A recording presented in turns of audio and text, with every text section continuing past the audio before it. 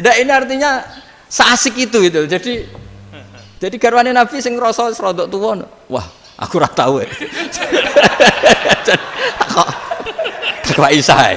Serilek itu dulu itu. Maksudnya orang Islam pertentangan itu. Maksudnya ini ya balik semua ini bedanya orang pesantren sama orang kampus. Kalau orang kampus mau cerita agama itu rahmatan lil alamin, tapi nyontokno rileke ora iso. Agama itu rilek, tapi nyontokno rileke ora iso. Mergo ora pati ngaji.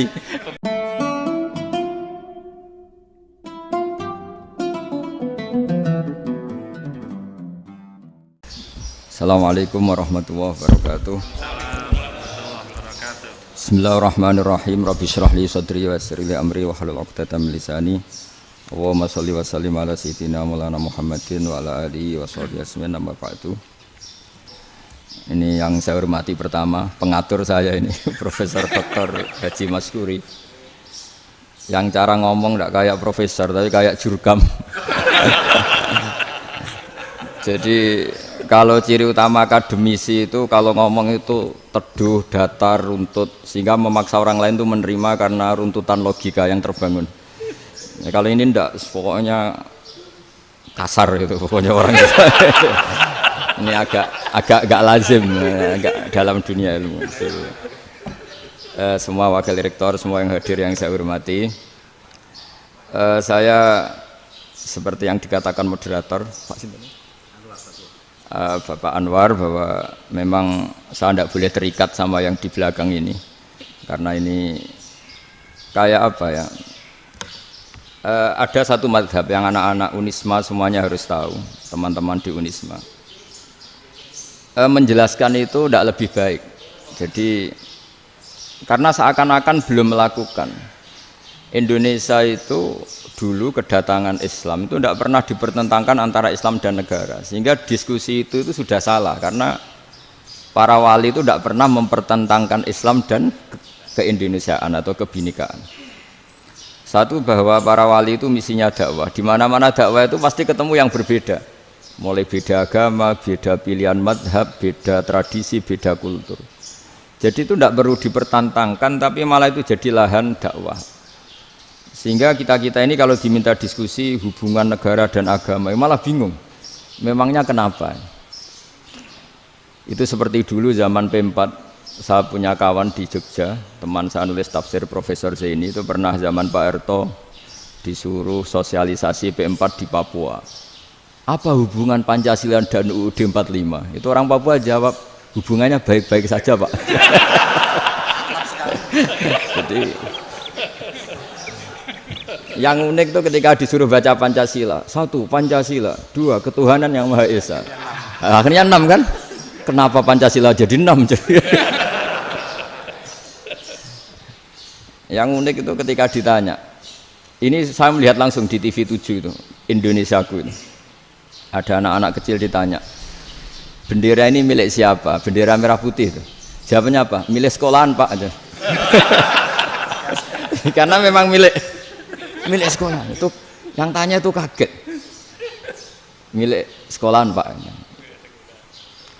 Nah, tentang tema ini mohon dibaca ini langsung start ya, langsung serius karena tadi sudah kayak jurkam tadi, ini yang langsung khas ilmuwan. Ini sebagai penghormatan saya pada Unisma, ini khas keilmuan.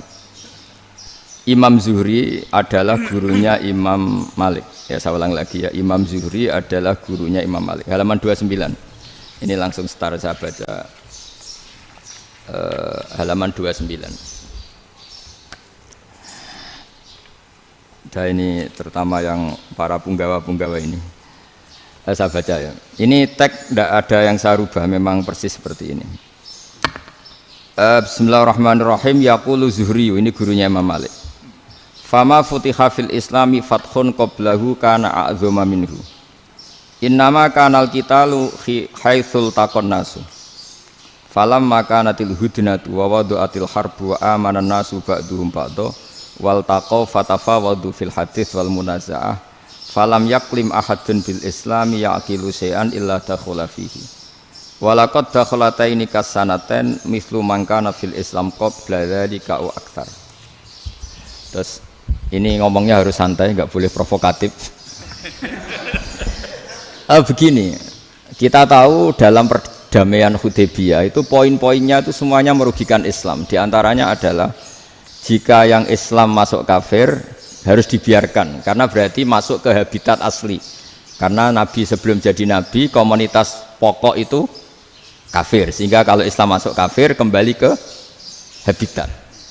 Tapi kalau Islam masuk kafir, kafir masuk Islam itu harus dikembalikan karena dianggap bid'ah. Maka kalau kamu dituduh bid'ah itu tenang saja dulu, Nabi itu ya dituduh ji'ta bidinin muhdas, kamu datang dengan agama yang baru. Cuma agak diteruskan wa kullu muhdatsatin bid'ah wa kullu bid'atin dalalah. Jadi orang-orang kafir dulu kalau ngomentari Nabi ya ji'ta bidinin muhdas, kamu datang dengan agama yang apa? Baru. Nabi nurut. Semua perjanjian yang merugikan Islam itu Nabi nurut. Tapi Nabi hanya minta satu hal, jangan ada perang 10 tahun. Dan orang boleh seminar, boleh diskusi tentang Islam. Ya ini dengerin betul ini. Jadi saya tidak akan provokatif, ini pakai logika. Nanti bisa dipakai disertasi doktor. Tapi saya minta orang boleh diskusi, boleh seminar tentang Islam. Akhirnya saat itu juga ada orang yang masuk Islam. Di depan tulisan itu belum kering istilahnya. Datang ke situ namanya Abu Jandal bin Suhail bin Amr. Itu datang ke Nabi, ya Rasulullah saya ini mau masuk Islam. Kata orang-orang kafir, ini pertama Muhammad, kamu komitmen enggak sama perjanjian? Kalau kamu komitmen harus kamu kembalikan. Nabi bilang, ya Abu Jandal kamu kembali ke mereka, ke habitat mereka, yaitu menjadi kafir, di komunitas kafir maksudnya. Akhirnya nangis. Umar, Sayyidina Umar itu mendekati Abu Jandal, kemudian memberi isyarat supaya ngambil pedangnya. Jadi isyaratnya wong ini baca ora wis. Maksudnya orang-orang kafir. Tapi Abu Jandal nggak mau. Singkat cerita akhirnya kembali ke komunitas kafir. Tapi yang dikatakan Imam Zuhri cara analisis ini nggak bisa pakai provokatif, harus pakai analisis. Innama kanal qitalu haitsul taqon nasu. Yang namanya perang itu menjadikan orang tidak berpikir jernih. Ini poin yang diambil oleh Rasulullah. Kalau dibahasakan Nabi curi kesempatan, masuk Nabi dikatakan mencuri, meskipun itu hanya bahasa ya. Enggak mungkin lah kita bahasakan seperti itu. Saya ulang lagi ya. Kenapa ada perang berkesinambungan sampai tahun ke-8 Hijriah? Mulai tahun kedua ada perang Badar sampai tahun 8 Hijriah itu perang terus. Nabi sama orang kafir perang terus. Akibatnya apa Pak Profesor? Namanya perang itu ya nggak kau bermikir. Pokoknya agar ketemu Islam perang, Islam ketemu kafir perang, nggak kau bermikir. Padahal Islam itu bisa diterima oleh akal sehat, harus lewat diskusi, lewat pengamatan, lewat pemikiran, lewat pengendapan berpikir. Makanya Nabi tahu ini masalah besar. Kalau orang perang terus, itu gak kober mikir Islam, tidak sempat diskusi tentang Islam. Makanya Nabi hanya minta satu poin. Oke, perjanjian ini saya turutin semua, tapi saya minta orang kafir semuanya boleh mendiskusikan Islam, boleh seminar tentang Islam. Mereka bilang iya, pada pikiran mereka kan diskusi paling piye. Ternyata betul, ada diskusi. Terus temanya gini, kira-kira bener di Muhammad Abu Jahal. Terus Tuhan Muhammad sama Tuhan Abu Jahal itu keren mana? Diskusi. Tuhan Muhammad itu khaliqus samawati wal ardi, yang menciptakan langit bumi. Sebagaimana kampanyenya Muhammad. Ya mereka masih jangkar bilang Muhammad. Kalau Tuhan kita, ya berhala itu yang kita bikin, yang kadang rusak, yang kadang kudanan, terus lemutan, pokoknya terus diskusi. Kita kok bener pengirannya Muhammad. Terus Muhammad Abu Jahal. Mulai dhisik Muhammad itu ora tau bodoh nih. Mulai dulu Muhammad tuh gak pernah bohong. Abu Jahal, waduh, wis bodoh nih ngongkonan. wis ribet kan? Dan semua diskusi itu mengarah ke kebenaran Islam. Wah, akhirnya wong kafir sing tokoh-tokoh yo cara Jawa yo. Wah, semane jebule masalah ini kan. Artinya gini, kalau kita ingin Indonesia damai, sebenarnya yang untung itu Islam. Karena Tuhan yang menciptakan langit dan bumi tentu gak akan diperbandingkan atau akan dikalahkan oleh Tuhan yang lahirnya saja sudah di bumi. Misalnya kita menjual Tuhan Allah, siapa itu yang menciptakan langit bumi, yang ada sebelum langit bumi, bandingkan dengan Tuhan yang lahirnya di bumi, ada tanggal lahirnya, ada aktenya, itu kan sudah ribet kan. Begitu juga kalau memperbandingkan tokoh, Muhammad itu siapa? Tokoh yang bisa menyatukan pan-Arabik, tokoh yang begini-begini, yang sayang istri, sayang keluarga, dibandingkan dengan tokoh Abu Jahal, Abu Lahab yang corong jauh penggaweannya yang ngerugikan orang lain. Akhirnya orang itu mulai tertarik sama Islam. Makanya kata Az-Zuhri pakai bahasa dulu, falam yaklim ahadun bil Islam. Tapi kalau sekarang yang populer itu bahasa yatakallam. Sebenarnya yang benar itu bahasa kalimah yaklimu kalaman, karena masdarnya itu kalam, berarti sulasi nopo mujarrad. Tapi di fi'ilnya itu mujarradnya enggak kelaku. Jadi di fi'ilnya takallama yatakallamu, tapi untuk masdarnya yang kelaku kalaman. Jadi ini agak unik, agak enggak lazim. Mestinya kan takallama yatakallamu takalluman, tapi di masdarnya kalam populer, tapi di fi'ilnya tidak populer. Saya teruskan ya. Ini penting sekali. Jadi menjual Islam, kalau boleh dibahasakan menjual, itu tetap enak dalam kondisi damai. Karena kalau kita perang, itu bawaannya kalau ketemu ya perang. Kalau ketemu perang, sehingga orang itu rakober diskusi loh. Saat benernya Islam sampai kafir itu bener di. Karena tidak kober diskusi, tidak sempat diskusi, orang yang milih yang kafir. Karena yang mayoritas yang kuat. Sementara Islam zaman itu lemah. Lah Nabi itu yang diminta hudnah, yang penting kita damai. Terus orang boleh mendiskusikan benar mana kita dan mereka.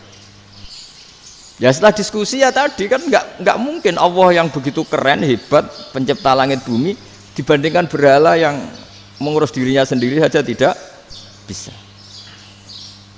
Walhasil terus orang mulai tertarik sama Islam dan aturannya nggak boleh dilarang diskusi itu. Nah makanya saya pernah ditanya beberapa profesor di Jogja, Gus, suatu saat kalau kampus paling keren di Jogja ini ada Islamic Studies, kemudian pengajarnya dari berbagai agama, ini riskan enggak bagi Islam? Saya jawab, asal yang didiskusikan Islam itu enggak masalah, yang repot itu umat Islam. Karena kalau umat Islam yang jadi percontohan, banyak raja yang dolim, banyak pemimpin muslim yang dolim, terus identik dengan Islam itu jadi dolim kan ribet. Ya kalau pas umat Islam, kalau Islam yang kumat kan jadi masalah kan. Nah ini kan terus jadi beda umat Islam sama Islam yang lagi apa? Kumat. Singkat cerita terus Islam mendapat posisi yang luar biasa. Nah makanya di sini diistilahkan falam makanatil hudnah, ketika ada perdamaian wa amanan nasu ba'dum ba'do, orang merasa aman, itu fatafawadu fil hadis wal munazaah. Mereka berdebat, munazaah itu berdebat. Keren mana konsep Muhammad dengan konsep Abu Jahal? Keren mana konsep Tuhannya Muhammad dengan Tuhan kita? Terus diskusi dan mereka akhirnya ikrar, wah yang benar ya Muhammad lah. Di mana-mana Tuhan tuh ya sebelum langit dan bumi, di mana-mana Tuhan ya punya reputasi menciptakan. Masa Tuhan reputasinya diciptakan, kayak berhala dan sebagainya. Ibadah juga gitu. Ibadah wong kafir itu kalau tawaf itu telanjang, ibadah Muhammad santun pakai pakaian. Terus akhirnya mereka mulai tertarik Islam. Sehingga saya lihat di beberapa tafsir, saya memang tidak akan ngomong yang tidak serius, ngergani Unisma ben sawangane pemikir serius. Di Quran itu sampean lihat di tafsir Tobari itu ada ayat bal naqzifu bil haqqi 'alal batil fayadmaghuhu fa idza huwa zahid. Qadzafa itu kalau di kamus tak lihat itu takallama bila dalilin. Qadzafa itu ya pokoknya sekenanya. Artinya gini, kebenaran Islam atau kebenaran hak itu kamu taruh sekenanya saja itu tetap menang. Apalagi kamu taruh secara teratur, kamu taruh sekenanya saja itu tetap menang. Sehingga di sini banyak sahabat yang hidup di Cina. Sekarang juga banyak orang alim yang milih hidup di Amerika, banyak orang alim yang milih hidup di Inggris. Dan mereka pede, percaya diri karena kebenaran itu kamu letakkan di mana saja, itu tetap akan menang, akan menemukan momentum kemenangannya. Misalnya gini, contoh paling gampang. Dulu para peneliti, seorang lagi dulu para peneliti itu ya datang kemana-mana, termasuk Ibnu Battuta, termasuk Ibnu Khaldun, ya semua peneliti itu suka neliti. Setelah diteliti, Quran itu satu-satunya kitab suci yang membicarakan sains, misalnya tentang falak, tentang astronomi, tentang asal-usul kejadian manusia, kejadian makhluk. juga bicara tentang geografi, geologis, semuanya. Sementara kitab lain hanya cerita tentang mawaid wal hikam wal ibar. Jadi diteliti kayak apa, pada akhirnya hak ini yang menang. Bal naqdhifu bil haqqi 'alal batil fayadmahu fa idza huwa zahid. Saya berkali-kali cerita, ada ulama yang ahli matematika. Ketika ditanya kenapa kamu suka ngajar matematika, sampai muridnya itu ragu, ini guruku mlebu swarga ta ora, penggaweane mulang matematika. Tapi para muridnya bermimpi bahwa Imam Amudi itu disuruh ngajar para malaikat. Dan itu pede betul dia. Kata Allah, ini ulama saya yang iman kepada saya setingkat iman kamu. Jadi malaikat itu tidak mungkin Gusti kita menyaksikan langsung engkau sementara ini di bumi, nggak nyaksikan jenengan. Kenapa bisa sepede dan seyakin itu? Akhirnya Imam Amudi disuruh ngajarin matematika. Jadi Anda kalau profesor itu nanti harus sempat ngajari malaikat, itu baru benar-benar profesor. Jadi nanti di akhirat ngajari siapa? Malaikat. Jadi ada seminar yang melibatkan banyak malaikat, narasumbernya itu seorang profesor. Itu ketika kenapa engkau begitu yakin kalau Allah itu Tuhan dan Allah itu Al-Wahidus Shomad. Terus Imam Amudi mulai nulis angka gak beraturan. 2, 3, 4, 5 sampai 1 miliar, 1 triliun, semuanya enggak beraturan. Kata beliau, nisbatus naini wasalasa ila ma la nihayatalaha iku nisbatul far'i ilal asli. Mbok angka sebanyak apapun, 2 dibanding 1 ya far'ul wahid, 3 dibanding 1 ya far'ul wahid. Semua angka yang enggak terhingga pun dibanding 1 semuanya far'ul wahid. Semua angka sebanyak apapun itu cabang dari angka 1. Fakullu hadil awalim far'un minal wahidis shomad, yaitu Allah Subhanahu wa ta'ala. Wakil malaikat tepuk tangan, iya juga. Jadi begitu juga ada ulama itu ahli gambar. Saya dulu ngaji sama Mbah Mun Al-Husunul Hamidiyah, itu kitabnya itu banyak gambarnya. Dan gale gambar yang ngawur betul, mangga ahli gambar. Saya Apple, sempurna lele. Semua gambar bangunan, gambar sapi, pokoknya gambar. Ternyata dia menemukan Tuhan itu dari gambar. Gambar serapi ini atau seruwet ini sama. Gambar rapi sama ruwet itu sama kalau dalam pandangan tauhid. Dimulai minan nuqtah al-wahidah. Kowe cek gambar sing rapi sing indah, cek gambarmu elek, dimulai dari 1 titik. Dan titik ini nuqtatil wujud, yaitu Allah Subhanahu wa ta'ala. Jadi nak cara ahli tauhid gak penting gambare apik, menang lomba atau ora penting. Butuhe hadis surah ini gambar baik yang rapi maupun ndak adalah min nuqtah dari 1 titik. Alam raya sebanyak ini mbok gambar mbok ora, cek mulai Mars sampai Jupiter kabeh semua bentuknya yang banyak ini semuanya min nuqtatil wujud, yaitu dari titik wujud, ini kok Allah Subhanahu wa ta'ala. Di sini hebatnya ulama-ulama, mbok dia pengajar matematika, mbok pengajar gambar, semuanya dipakai perangkat untuk tauhid. Ya, itu kan juga bagian dari Islam damai, Islam yang sangat tidak perlu perang untuk orang dipaksa Islam, nggak perlu provokatif kayak tadi pidatonya rektor jenengan tadi. Jadi ciri utama ilmuwan tuh kalau ngomong datar tapi logikanya nggak terbantahkan, itu ciri khas ilmuwan. Kalau ciri khas politikus kalau ngomong itu keras, provokatif lah kira-kira gitu. Tapi isinya biasa. Nah saya berharap nanti semua profesor doktor itu datar tapi isinya ya kualitasnya bagus ini. Mentes. Jadi makanya terus kata ulama, kenapa diistilahkan balnat zifu bil haqqi? Kenapa pakai qadzafa sementara qadzafa maknane takallama bila dalil? Maksudnya bila dalil di sini itu min ghairi ikhtiyajin ila dalilin. Kebenaran itu memang enggak butuh dalil. Apa kita perlu dalilnya apa? Buktinya apa? Kalau 3 itu cabang dari 1. Wong gendeng yang takok gitu pas orang gendeng. Wong 3 cabang dari 1 kok ditanyakan buktinya apa? Itu min awalil bidah. Pertama orang pasti tahu kalau 3 itu far'ul wahid. 1 juta juga far'ul wahid. 1 miliar juga far'ul. Gambar yang sebanyak apapun ya dimulai dari 1 titik. Cek gambar benar maupun yang tidak. Akhirnya apa? Ulama dulu itu sebegitu rileks nerangkan tauhid.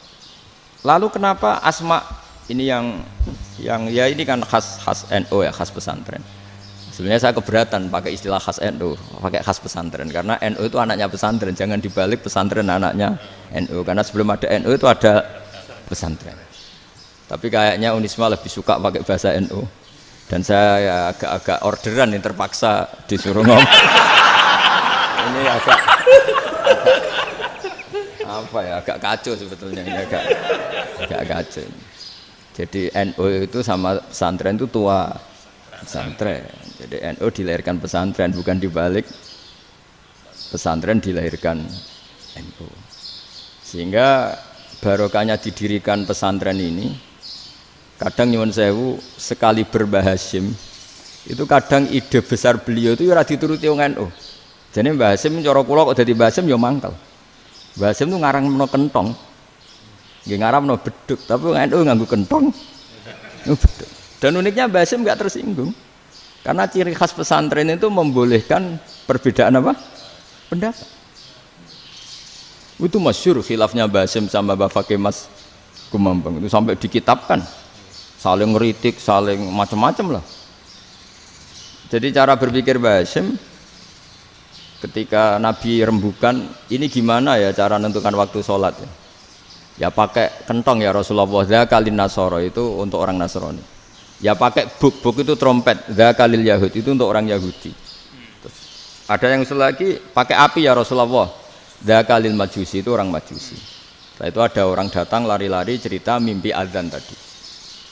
Ya itu terus dipakai sarana pemanggilan sholat ya azan itu. Sehingga Mbah Hasyim menolak kentong. Karena mantas sababi qaumin fahuwa minni. Beliau keras sekali sampai bilang haram. Beliau judulnya ya haram, Al-Jasus Antakhrimin Nakus. Setelah naskah itu sampai ke Mbah Fakih Mas Kumambang di Gresik situ, di daerah Dukun situ. Dulu nggak ada WA ya, jadi sampainya ya lama. Makanya saya sampai sekarang nggak punya WA karena ya saya ulama kan, kalau WA-an terus ya jadi ulama. Nggak jadi ulama main WA-an terus itu. Lah itu termasuk rektor nggak kau bermikir itu mesti kebanyakan WA. Karena kan otaknya didikte oleh sesuatu yang masuk, sesuatu yang dilihat itu kan pasti mendikte kita. Beda kalau yang enggak WA-an kan mikir apa kita yang menentukan. Kalau WA-an kan kita ditentukan. Mau mikir anaknya butuh apa gara-gara WA informasi Jakarta mikir Jakarta. Padahal secara kewajiban ngapain kamu orang Malang mikir Jakarta? Gara-gara WA mikir Jakarta belum selesai ada berita di Sulawesi, mikir Sulawesi. Habis itu mikir NTT. Makanya semua orang sekarang merasa tokoh nasional gara-gara informasi yang masuk itu nasional. Jadi Mas Yo RT yang mikir gimana Gus Indonesia kok. Ada RT loh. Sampai lupa kalau dia itu RT. Jadi semua orang sekarang merasa tokoh nasional. Dan itu gara-gara apa coba? Akhirnya semua orang juga punya ide tentang nasional. Harusnya negara itu gini-gini. Jebule wonge sing duwe ikon itu sapa? RT. Ribet kan? Saya teruskan, setelah naskah itu sampai ke Kiai Fakih Mas Kumambang, beliau itu marah besar. Ini harus dilawan dan saya bukan karena benci Mbah Hasyim. Beliau teman saya ketika ngaji Kiai Mahfud di Mekah. Jadi Mbah Fakih dan Kiai Hasyim itu teman ketika ngaji di Mekah. Terus cara ngelawan tuh lucu. Lucu. Gak ilmiah tapi gak ilmiah wong alim tetap ilmiah. Di mana-mana serupa itu tidak sama. Ya kalau mungkin zaman Nabi di Madinah itu zaman itu kentong itu identik dengan milik Nasrani. Di Indonesia beda. Pos kampling ya kentong, kebakaran ya kentong, wae sarapan orang di LP ya pakai kentong. Jadi tidak ada jaminan kalau kentongan itu identik dengan Nasrani. Lalu haramnya di mana? Yang di mana-mana tasabuh itu identik. Ini tidak identik. Mulai masalah kan?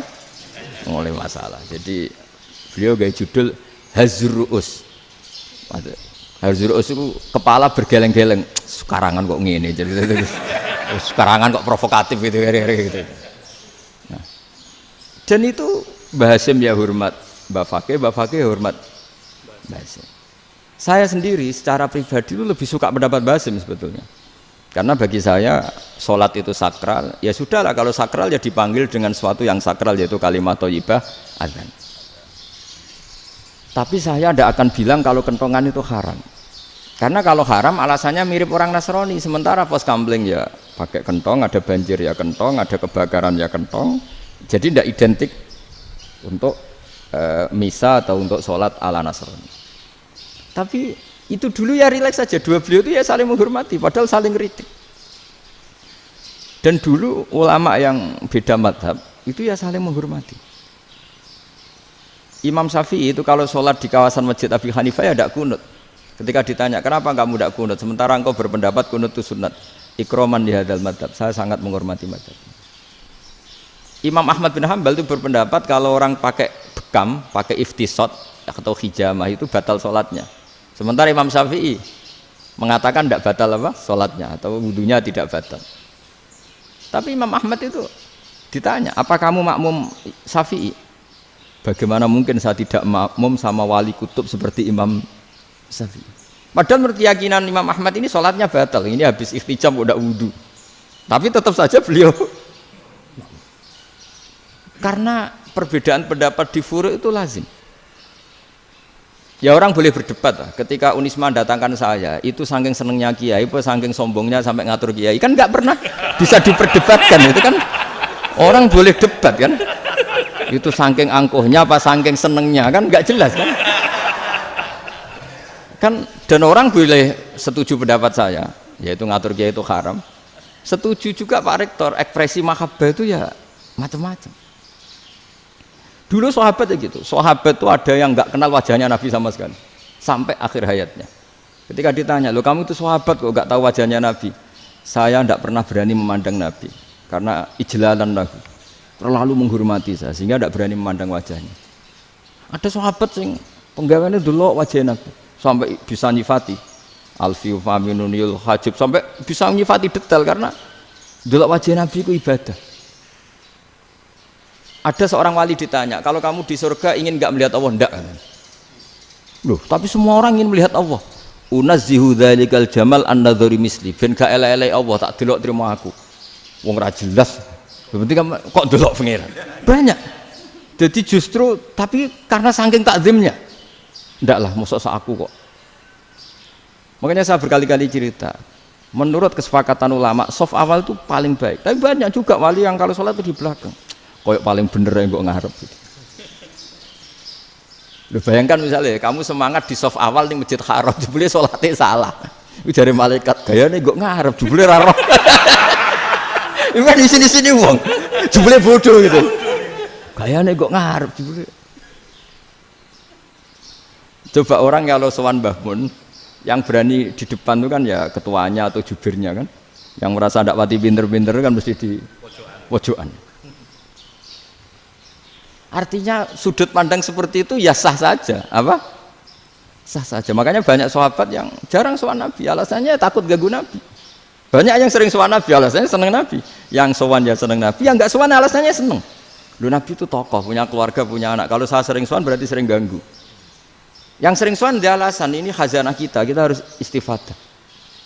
Jadi zaman dulu itu ya biasa, dua sahabat yang satu milih mahabbah itu milih sering sowan, yang satu juga mahabbah milih tidak sering. Karena pertanyaannya bisa dibalik kan, sering sowan apa sering ganggu coba. Nabi Abedar, assalamualaikum. Nabi nimang cucunya, assalamualaikum. Ayo bener yang sowan apa bener yang enggak kalau seperti itu. Akhirnya terus diatur sedemikian rupa oleh Quran. Walau annahum sabaru hatta takhruja ilaihim lakana khairal lahum. Jadi sahabat kalau mau sowan Nabi ya nunggu di Sufah. Kalau Nabi keluar berarti milik publik, sekali masuk ke dalam tidak ada sahabat yang berani sowan. Itu la tadkhulu buyutan Nabi illa ayyudzana lakum. Kalau soal sampai masuk dalam harus nunggu dipanggil. Karena sekali Nabi masuk dalam itu milik privat keluarga, milik istrinya, milik cucunya, milik keluarganya. Jadi Nabi sekali keluar ke ruang itu berarti milik publik. Itu terus jalan tengah. Karena kalau langsung masuk, bayangkan saya itu sering menyaksikan. Mbah Mun habis ngaji 2,5 jam ngaji Jalalain. Baru masuk, assalamualaikum. Padahal yai mungkin mau ke kamar mandi, mau ini itu. Jadi dulu itu Quran sangat modern. Sebelum ada dokter ngatur tamu, rektor ngatur tamu itu Islam sudah modern. Dia kan nggak fair kan? Misalnya saya ke Unisma harus janjian pakai ini. Terus kalau misalnya kesini selonang-selonang kan lucu kan, mentang-mentang kiai terus juga sowan-sowanan selonang-selonang. Padahal kalau kita mau ke mereka pakai protokol. Sering tidak fair dunia ini, tapi karena aku kiai ora oleh gelo ya sudah. Akhirnya saya memutuskan gak gampang kemana-mana karena itu. Saya sering didatangi ajudannya menteri, Gus mau ada tamu dari Jakarta tanggal ini, mesti saya bilang, mereka milih tanggal yang mereka kosong, kok tidak mikir apa saya pas itu kosong. Tak jawab enggak lah, sebelum diatur bahasanya dan tawaduknya gitu. Akhirnya dibalik, datang lagi, Gus jam jenengan kosong apa, kita menyesuaikan. Lah itu lagi di akhlak kata saya. Itu baru punya akhlak kata saya. Bukan masalah ini, bukan masalah gengsi ya. Saya sendiri itu dolan ke alumni itu jarang, karena ya takut. Kiai kan yang nganggur, jam 9 nganggur, jam 10 nganggur. Bisa saja alumni itu kerja di pabrik, bisa saja yang latihan ekonomi di pasar. Sehingga kalau saya datang jam 9, iki kiai sing nilai santri ini, apa kiai sing ganggu santri. Nah karena orang ini melakukan rutin, gak kok berpikir, pokoknya ngono jenenge silaturahim. Mau nyerah kok berpikir, padahal kalau diangen-angen, ini kiai yang nilai santri ini, apa kiai yang ganggu santri ini karena datang di jam kerja. Nah, bayangkan kalau kebenaran dulu itu dikawal oleh satu peradaban perang. Jadi Nabi sesuai diangen-angen mbek Nabi. Perang Badar menang Nabi, perang Uhud menang wong kafir, perang ini gonta-ganti. Apapun itu yang penting satu kesimpulannya, cara Rasulullah kesimpulannya satu. Orang tidak kober mikir kebenaran secara mengendapkan pikiran dengan pikiran jernih. Maka hebatnya Nabi ketika perjanjian, pokoknya saya minta nggak ada perang. Dan orang boleh mendiskusikan Islam. Itu luar biasa idenya Nabi. Karena bawaan perang itu orang kan nggak kober mikir. Ibarat seorang misalnya senang satu perempuan, ketemu rivalnya langsung perang kan nggak mikir. Tapi kalau kau bermikir, diangen-angen cawe wedok iku ora seneng aku. Untungnya apa untuk wong ayu ora seneng, malah mau loro hati. Terus sudahlah, buruan dialihkan kemana kan gitu. Itu nak mau amen WA-an tukaran lewat SMS atau tarung langsung ora kau bermikir. Tapi kalau kau bermikir, akhirnya berpikir nih. Perempuan tadi sebenarnya yang disenangi siapa? Oke, ternyata senang Pak Erik. Sudah kita ngalah. Karena tidak ada nikmatnya kan menikahi perempuan yang sama sekali tidak mencintai kita. Tapi kalau nak kau berpikir pokoknya diprovokasi, wah kue kalah mbak A, kue kalah mbak B, pikirannya kan, ojo sampai kalah. Bareng wis menang ternyata ada lah. Nah bayangkan Islam itu seperti itu dulu, dipertarungkan. Luang Islam itu dinu aklin, agama yang diterima dengan akal sehat. Tapi sekarang ukurannya perang, yang menang berarti benar, yang menang benar, kan terus jadi repot. Itu Nabi tidak ingin, makanya Nabi ingin sudahlah, nggak ada perang. Nah, makanya kata Imam Zuhri, fathul Islam terbaik adalah orang boleh diskusi tentang Islam dan tidak ada perang. Lagi-lagi penting, tidak perang itu penting, silmun itu penting, perdamaian itu. Setelah tidak ada perang, akhirnya fatafawadu fil hadis wal munazah, orang boleh diskusi apa saja, termasuk boleh adu polemik. Konsep satu Tuhan dan Tuhan banyak diperdebatkan. Akhirnya Nabi secara rileks bisa menjelaskan. Muhammad, urusan kita banyak. Kalau Tuhannya satu tidak cukup, Tuhan harus banyak untuk menyelesaikan berbagai urusan. Ada Tuhan bagi rektorat, bagi macam-macam kan. Ada Tuhan untuk ngurusi utang, ngurusi BPKB, macam-macam. Terus kata Rasulullah, enak saja Nabi jawabnya. Ya kalau kamu punya majikan banyak, perintahnya beda-beda, kamu mangkel enggak, bingung enggak? Ya susah, Mat. Kalau majikannya banyak, perintahnya beda-beda, kita jadi repot. Senang mana? Senang majikan satu.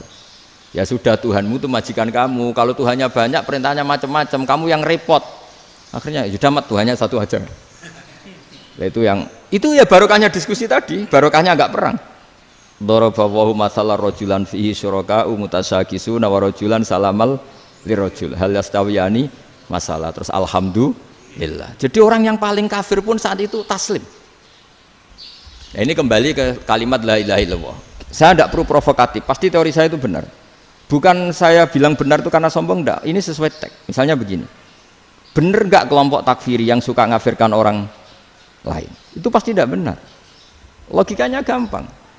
Orang yang kafir 70 tahun saja dengan melafadzkan la ilaha illallah menjadi muslim. Masa dengan kalimat yang sama yang muslim menjadi kafir? Itu logikanya kan enggak ketemu. Orang kafir 70 tahun untuk menjadi muslim disuruh baca apa? La ilaha illallah. Tapi gara-gara baca la ilaha illallah nyekel patok jadi kafir.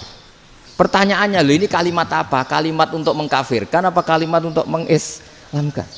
Karena yang kafir dengan kalimat itu menjadi Islam, ternyata yang Islam dengan kalimat itu menjadi kafir. Itu ketemu nggak? Cara logika itu kan nggak ketemu kan?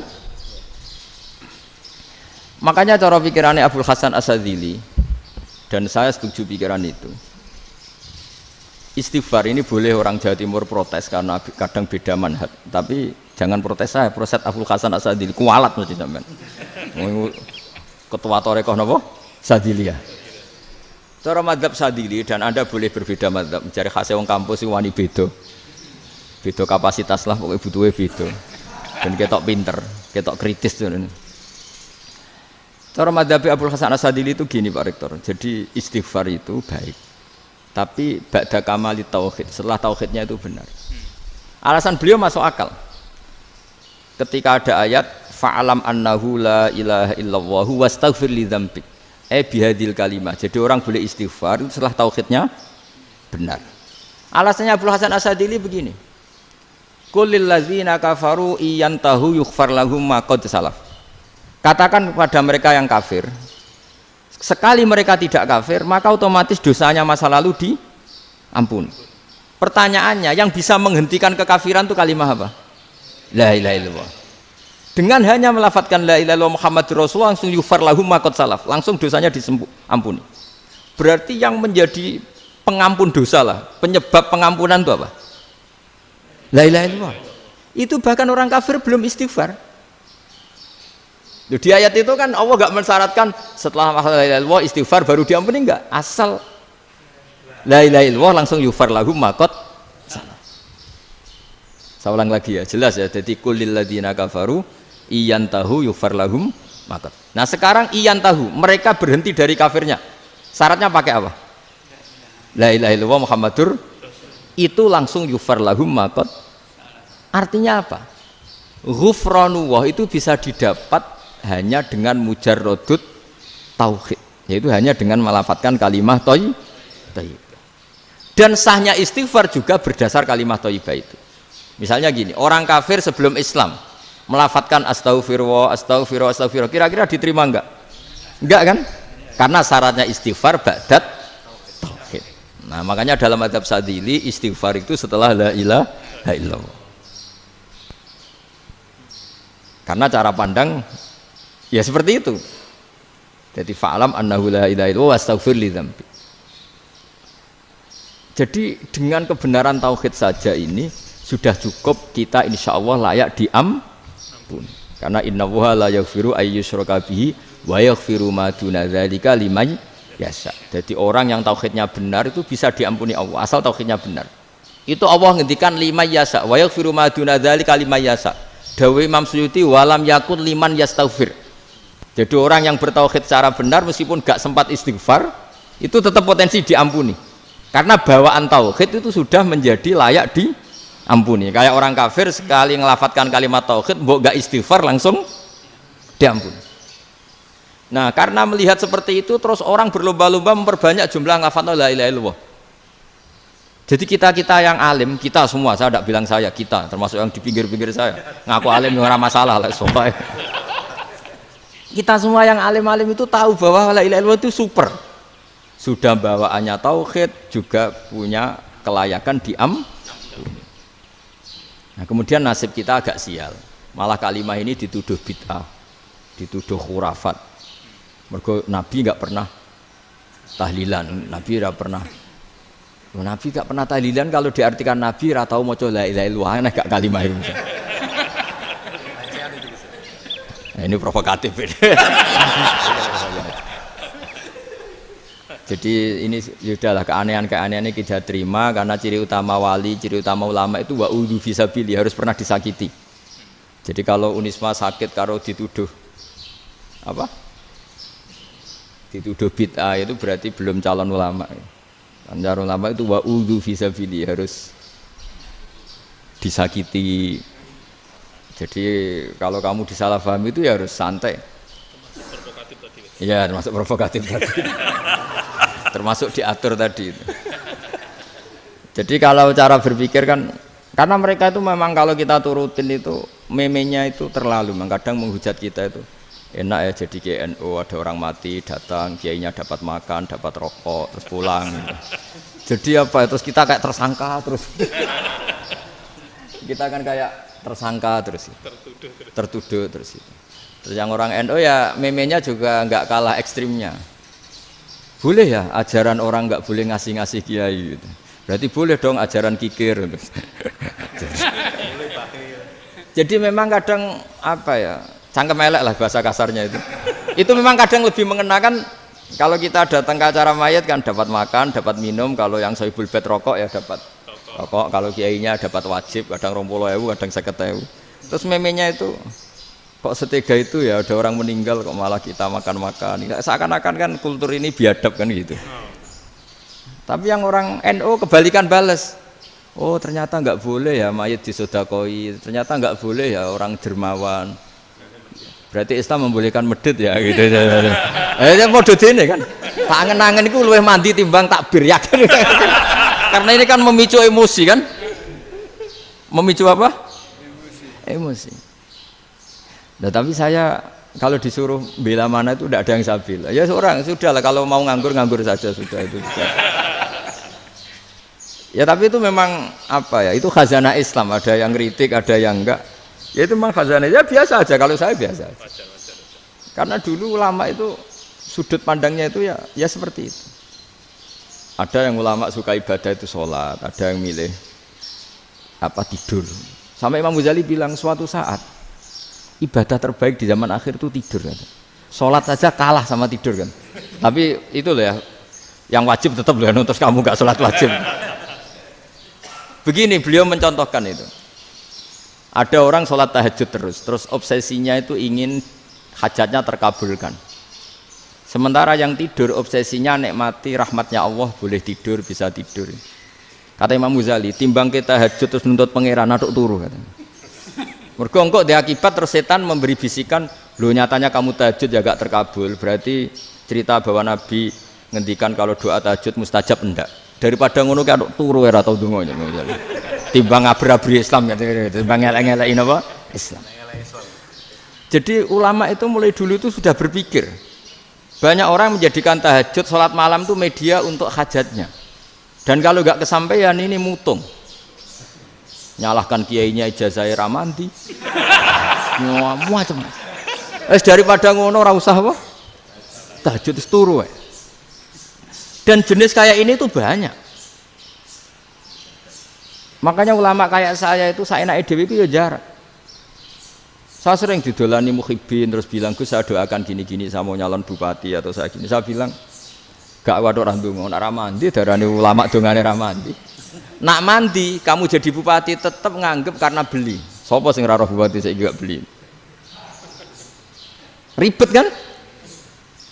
Ketika mereka jadi ngunsurkan doa kamu apa karena kemarin beli? Yang beli maksudnya, nggak beli nggak usah tersinggung. Jadi ribet ngadepin. Nggak artinya gini loh, doa itu jangan dipakai begitu loh. Kalau minta nasihat, tak nasihati jadi bupati yang baik, gubernur yang. Kalau minta doa itu resikonya. Akhirnya kiai kalau diminta doa ya doa, sebenarnya diisinya itu nggak doa kemenangan. Itu nggak selamat gitu. Karena ribet. Makanya Islam itu doa itu setelah iman. Aturan iman benar baru doa. Aturan iman benar termasuk Allah itu yaf'alu ma yasha, boleh melakukan yang dikehendaki. Allah enggak boleh terdikte oleh doa kita, enggak boleh. Ya saya ulang lagi ya, madzhab Hasan Asyadzili ini khas kita. Jadi la ilaha illallah itu didahulukan sebelum istighfar. Tapi kebalikannya madzhab Imam Sanusi itu dibalik. La ilaha illallah itu kalimat yang sakral. Karena yang sakral dibutuhkan muqaddimah, yaitu yang melafadzkan harus yang sudah bersih, yang sudah steril baru melafadzkan la ilaha illallah. Maka dalam madzhab Sanusiyah istighfar dulu baru la ilaha illallah. Nah, dalam madzhab Abul Hasan Asyadzili kebalikan, istighfar itu sah setelah sahnya tauhid. Kamu ikut mana tuh? Asyadzili apa Sanusiyah? Alhamdulillah sama-sama tidak paham, ya sudah. Akhirnya sudah, ya nggak kemana-mana kan gitu. Jadi apa ya? Terus ini saya teruskan, ini biar khas pesantren atau khas NU lah, kalau bahasa Pak Rektor khas NU. Ini Ben sampean tahu beberapa perbedaan itu lazim. Halaman 24. Ya, halaman 24 sama 25. Tak baca, ini masih orisinil. An Sufyan bin Uyainah, ini juga gurunya Imam Syafi'i. Kata Sufyan bin Uyainah, beliau cerita, kana Isa wa Yahya alaihi salam ya'tiyanil qaryah. Fayas'alu Isa an syirari ahliha. Wa yas'alu Yahya an khiyari ahliha. Jadi Nabi Isa dan Nabi Yahya itu satu generasi, sama-sama masih muda. Kalau di satu kampung yang Nabi Yahya tanya, ini keluarga terbaik siapa? Saya mau nginap di situ. Karena kumpul orang baik itu nyaman. Kalau Nabi Isa kebalikan, keluarga terburuk mana ya? Saya tak di situ. Nah terus akhirnya faqala lahu Yahya, lima tanzilu ala syirarin nas. Kenapa kalau kamu bermalam kok malah kumpul orang-orang yang nakal? Innama ana tabibun udawil mardo. Saya ini nabi, barat dokter. Di mana-mana dokter yang ngumpuli yang sakit, ngobati yang sakit. Makanya di NU itu ya banyak kiai jazab mengumpuli yang nakal-nakal. Nak tepak yang ngentas yang nakal, nak ora tepak ya katut. Ini adu nyali lah sudah gitu. Tapi itu ada ilmunya, yaitu niru Nabi siapa? Isa. Kalau kamu dokter penelitian tuh cari daerah yang banyak pandemi apa yang bersih? Yang banyak pandemi, karena yang namanya penelitian ya di situ kan. Kalau kamu dakwah ngentas kemiskinan, ke daerah miskin apa daerah kaya? Nah, sama kalau ngentas kefasikan, ke daerah fasik apa daerah orang soleh? Fasik. Ya, tapi itu Nabi Isa. Nah, kalau kamu tidak Nabi kan potensinya kan itu. Tapi setidaknya bahwa kita sering disalahkan karena punya beberapa tokoh yang ngancani fasik-fasik, itu sebenarnya ada dalilnya, yaitu Nabi siapa? Isa. Nah terus masalah tegas dan lunak. Ketika ada mahasiswa misalnya pacaran, boncengan lanang dan perempuan, itu pilihan kita apa? Kalau tegas, terus gak mau mendengar kita. Misalnya gini contoh gampang, tak beri contoh Pak D. Jangan orang tua, nanti secara fikih itu beda. Nah ini kan kita orang pesantren, nah, biasa ngaji fikih detail. Kamu Pak D seorang perempuan, mahasiswi misalnya, sering pacaran. Setiap ke situ sama pacarnya kamu diam saja. Padahal kamu dosen keislaman. Mesti pawanaan kamu nyimpulkan, ternyata pacaran itu tidak apa-apa. Buktinya Pak D itu tidak negur, menengahi. Ini berarti as-sukut alal mungkar. Tapi kebalikannya, Pak D ini terkenal keras. Nak rono mesti ada aku ponaan. Akhirnya yura rono. Mesti ngerti nak mesti diamuk. Nah, dua orang ini sama-sama gagal kan? Yang lunak menjadikan ponaannya pacaran terus karena enggak negur sehingga dikira membolehkan. Sing keras juga enggak sempat bina wong rono era wani. Akhirnya dua orang ini sama-sama enggak ketemu, sama-sama enggak berkesempatan membina kan? Gagal membina kan? Karena yang keras ponaannya enggak pernah situ, berarti enggak bisa bina kan? Yang lunak membiarkan berarti juga ada bina. Nah, Islam itu antara dua itu. Ya agak terlalu lunak, enggak terlalu keras. Karena kalau terlalu keras, misalnya ada kiai terlalu keras, lu masyarakat mau tanya itu gimana? Lari kan? Lu saya ini punya pengalaman pribadi. Saya ini kan kecelok orang alim. Itu kalau pernah ya saya itu berusaha ya pokoknya ya umumnya orang alim lah, tenang terus anteng, enggak gejlok-gejlokan. Itu enggak ada yang tanya. Saya mimpi ketemu beberapa ulama itu disalahkan. Terus umat saya kalau mau tanya itu ke siapa? Wong alim wis wibawa, meneng tambah banget wibawane. Kalau Quran sering gojlok rektor macam-macam. Terus wong wanita kok, saya biasa ke pasar pandangan dicegot orang. Gus, putri saya itu sering keluar darah tapi melebihi batas haid gini-gini. Kalau badhe sowan jenengan, gak usah sowan ning kene mbek ngadeg-ngadegan. Terus tanya, yang haid berapa hari, Gus? Ya supaya rudat ilal adat. Adat sebelum dia punya penyakit istighadah itu berapa? 6 hari ya sudah, kembali 6 hari lainnya mustahadah, tetap sholat, tetap normal. Tapi kalau saya wibawa, moro pasar gue tasbih seduwilu. Iku mesti wong salaman njaluk donga yakin. Tapi baru kayak rada uraan ketemu wong-wong, dol pening ndi? Mak pening ndi? Gus beneran Gus ketemu jenengan kula wingi badhe tuwa kok. Akhirnya tanya. Dadi uraanku iku amdan. Lha nek sampean asli, iki asli uraan. Karena ndak uraan lah tetap ndak wibawa kan. Jadi baru kayak uraan itu ya banyak. Saya itu kalau ngantor di Jogja itu banyak orang yang tanya. Ya biasa tuh, banyak macam-macam. Karena saya uraan. Ke pasar ya orang, bahkan di bis sering ketemu orang. Wah beneran Gus kalau badhe sowan jenengan badhe tanya ini. Ya sudah di sini aja. Jadi semua itu diilmoni. Nah, Nabi itu punya sisi yang dua-duanya jalan. Memang beliau luar biasa, dipilih Allah yang luar biasa. Nabi ketika wibawa itu banyak sahabat yang bahkan mengenali wajahnya aja tidak bisa. Ka'anna ala ru'usihim at-toir. Bayangannya seakan-akan di kepalanya itu ada burung yang takut terbang. Saking antengnya. Tapi Nabi sekali mengeluarkan job, sekali santai, itu sahabat tanya itu sampai yang nggak pantas ditanyakan. Nabi saat tadi kumpul istri saya, tapi tidak inzal itu wajib mandi ndak. Aro'aita law anna ahadana ya'ti imro'atahu walam yunzil. Itu ya ditanyakan. Nabi pun kumpul itu betul sakit inzal sepundi. Kayak betul lagi. Terus ya ada yang tanya macam-macam. Ya saking ada sahabat dipanggil Nabi tambah lari, dipanggil lagi tambah lari. Panjenengan nyeluk, oh pas kula kumpul bojo kula. Lah kula kuwatir jenengan orang suci, saya belum mandi, makanya saya lari. Nabi ngendikan innamal mukmin thahir, ya nak masalah ketemu kiai ra apa-apa ijek junub. Penting kok nak salat ya adus sik. Tapi Nabi sekali pakai mazahirul jalal, tapi pakai wibawanya, itu orang nggak berani ngomong. Tapi sekali Nabi rileks, itu orang bisa tanya apa saja, termasuk halal yang nggak pantas. Loh, ada sahabat itu tanya lucu, tanya Maimunah. Maimunah itu ya cantik tapi sudah agak tua lah. Maimunah, ya umal mukminin, hukumnya ngambung bojo pas Ramadan piye? Wah gak roh aku, gak tahu diambung kan Nabi pas Ramadan. Tanya Saudah, malah ra diambung kalau Saudah itu kan wis tuwa itu. Lucunya istrinya jawab, tanya Aisyah yang mungkin Nabi, iya yang mungkin tanya Aisyah. Itu yang usul ya istrinya Nabi Maimunah. Selalu Aisyah, tanya be Aisyah. Ya Amirul ya umal mukminin gini-gini. Aisyah yang cantik masih perawan kan. Qabbalani Rasulullah bahwa oh Nabi biasa ngambung-ngambung pas Ramadan dan beliau tetap puasa. Akhirnya fakih ngarang kan wa takbil fi Ramadan wa tublah la tubtilu shauma ngambung ora. Iku udah biasa di sini. Ya nasi bojone ayu. Ndak ini artinya seasik itu.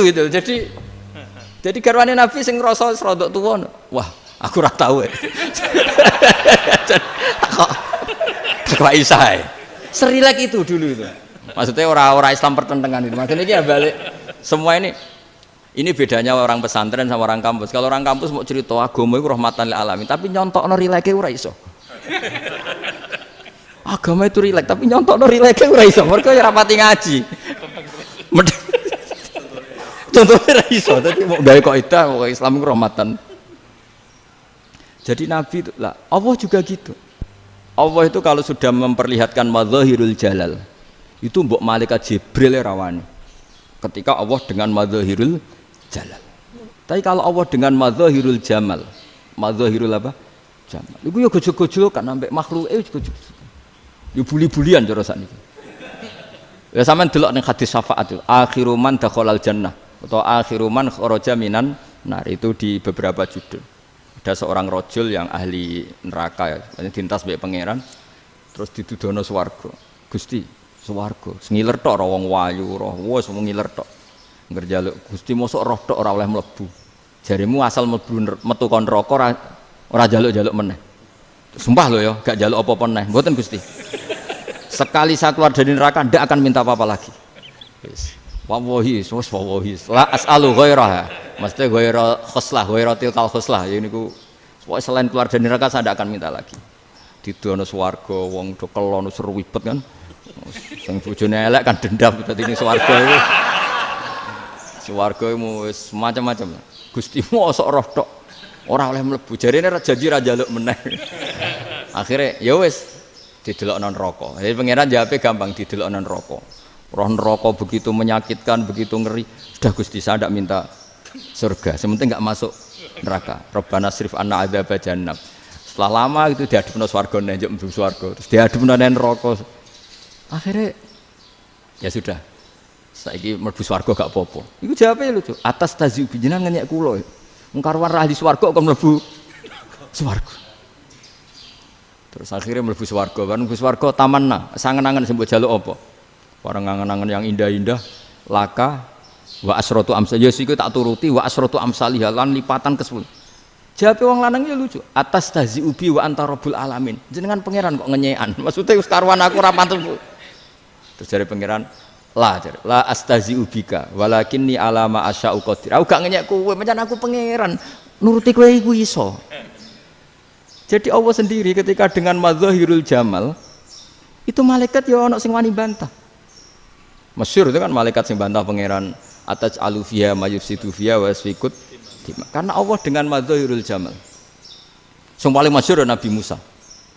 Nabi Musa itu ketika Nabi Mi'raj. Nabi Mi'raj itu beliau kira-kira di langit keempat lah yang masyhur atau kelima.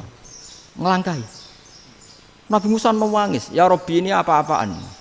Orang sing ja'a ba'di kemudian melangkai makom saya ini apa-apaan?" Jadi Nabi Muhammad kan apapun hebatnya kan junior. Kok melangkai makom saya ini apa-apaan? Enggak fair. Sampai Nabi Muhammad itu tanya gini sama Jibril. Reaksi Allah gimana ketika melihat Musa seperti itu? Jawab malaikat Jibril lucu. Ya roh khiddatahu, Allah sapal gayane Musa. Biar. Jadi lucu. Ya dibiarin aja sama Allah.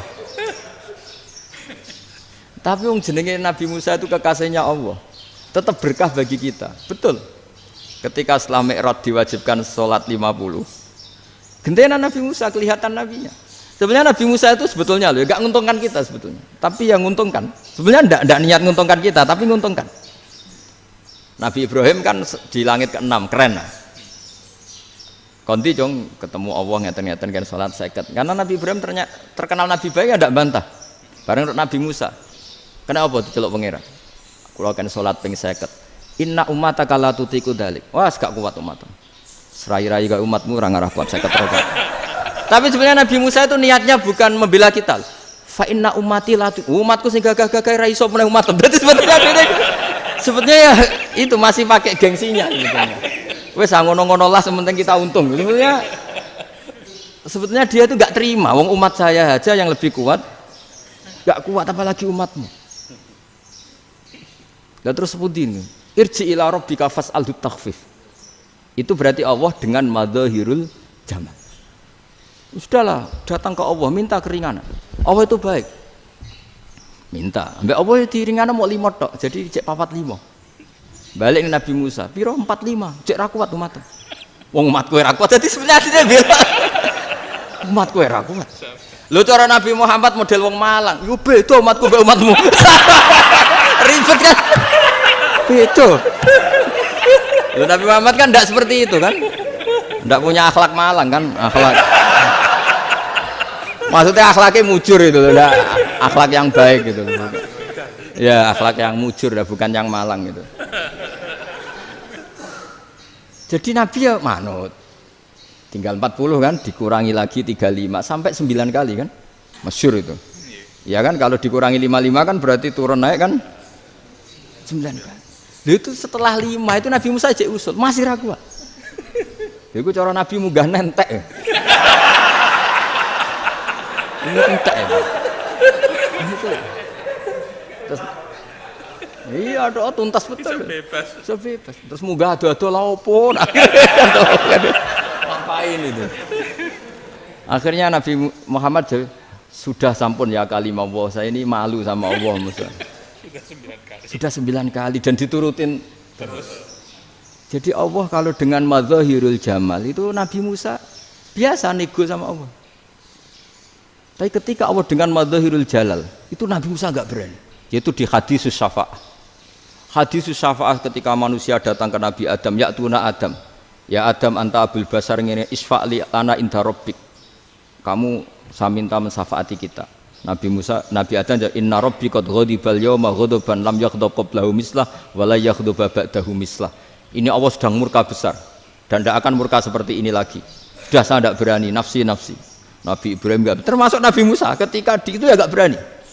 Karena Allah dengan madzahirul jalal. Itu Nabi Musa enggak berani. Sudah saya sendiri itu pernah salah. Yaitu saya membunuh seseorang yang enggak disuruh oleh Allah membunuh itu. Yang pas jotosi orang Kipti. Akhirnya datang ke Nabi Muhammad. Pas ke Nabi Muhammad Allah dengan madzahirul jamal. Dengan madzahirul jamal sampai Kanjeng Nabi ngendikan analah saya akan memintakan syafaat kalian. Terus fa ahmadu rabbi bima hamida allamani ha rabbi. Saya muji Allah dengan pujian-pujian yang orang lain tidak tahu, hanya saya yang diajari, kata Rasulullah. Nah di sini menurut banyak ulama, termasuk kitab yang saya baca, kenapa Muhammad sebagian namanya Ahmadu? Itu dari af'al tafdil, fa Muhammadun Ahmadu min ghairihi. Muhammad Rasulullah itu kalau muji Allah di atas cara mujinya Nabi yang lain. Jadi Ahmadu bukan dari fi'il mudhari' lil mutakallim, tapi dari af'al apa? Tafdil. Fa Muhammadun Ahmadu min ghairihi. Bahwa Kanjeng Nabi Muhammad sallallahu alaihi wasallam itu cara mujinya Allah di atas pujian para nabi. Makanya di sini Sayyid Ali Zainal Abidin kalau muji hamdal hamidin wa fauqa hamdil hamidin. Jadi pujian saya ini di atas rata-rata cara mereka apa? Memuji. Yaitu sirinya apa? Nabi itu tahu bahwa akhirat tidak bisa batasi Allah. Kamu tidak bisa nyemprit Allah. Allah, ini akhirat loh, amal sudah tidak manfaat, ingat itu. Tidak bisa seperti itu. Allah itu nggak bisa tunduk sama konstitusi yang bernama akhirat. Artinya Allah meskipun di akhirat tetap duwe hak yaf'alu ma yasa atau yaf'alu ma yurid. Nggak bisa kamu terus, wah ini akhirat, amal ra iso dikirim wong mati, amal ra iso dikirim. Yo pangeran kok mbok atur. Kalau kita yang mengirimkan tidak bisa, tapi kalau Allah tetap bisa. Makanya ada kiai mengatakan kodok qadar ora iso dirubah, itu kamu. Makanya ada seorang kiai ditanya, kodok qadar ora iso dirubah, sekali dicatat selesai. Jari kiai tadi, tapi nak Allah iso. Dalile apa? Yang huwa ma yasha wa yusbit. Nak Allah ya iso, sing ra iso kan kita. Nah, Nabi itu tahu betul meskipun akhirat itu Allah masih bisa dinego, saking baiknya. Akhirnya Nabi sujud, masyhur itu terus, ya Muhammad irfa' ra'sak wasal tuqa wasa'tu safa. Semat sirahmu angkat, kujo apa tak turuti. Semenjak itu Nabi minta apa? Syafaat. Artinya apa? Ketika Nabi lain berpikir bahwa akhirat ini membatasi amal, karena sudah Nabi tahu betul kalau Allah tetap Allah, yang nggak terbatas kekuasaannya, nggak terbatas rahmatnya juga saat di akhir. Makanya disebut fa Muhammadun Ahmadu min ghairihi. Makanya wa mubasysyiran bi rasuli ya'ti mim ba'di ismuhu Ahmad. Jadi makanya terus banyak GNU sing macam-macam lah. Sing ana sing potongane wedi terus hati-hati. Iku berarti makome Madzahirul Jalal. Ana sing amen guyon nek makome Madzahirul Jamal. Ana sing ra jelas ngene iki, sing ra jelas. Nak guyu buanter kok nangis yo buanter. Jebule urusan utang. Lah ini sudah yang udah. Jadi makanya yang rileks saja. Sebenarnya agama ini santai, rileks, karena agama ini harus bifarohin wasururin. Enggak boleh agama ini dibawa dengan kekerasan, dengan antisosial. Karena agama ini harus kul bifadillah fi rahmati fa bidzalika falyafrahu, harus senang, harus rileks. Makanya saya jadi kiai itu senang takutnya gini. Sekali saya tidak senang jadi presiden buruk. Ternyata jadi wong alim ora enak, itu contohnya. Sampean merengut terus uripe susah, nanti orang tidak berani jadi orang alim. Makanya saya buktikan bahwa saya lebih bahagia di bang rektor. Nanti orang ingin jadi rektor semua, nggak ingin jadi orang alim. Saya pernah ketemu sekian rektor di Jogja, tanya, Gus, kenapa jenengan bela-belain pesantren sampai segitu?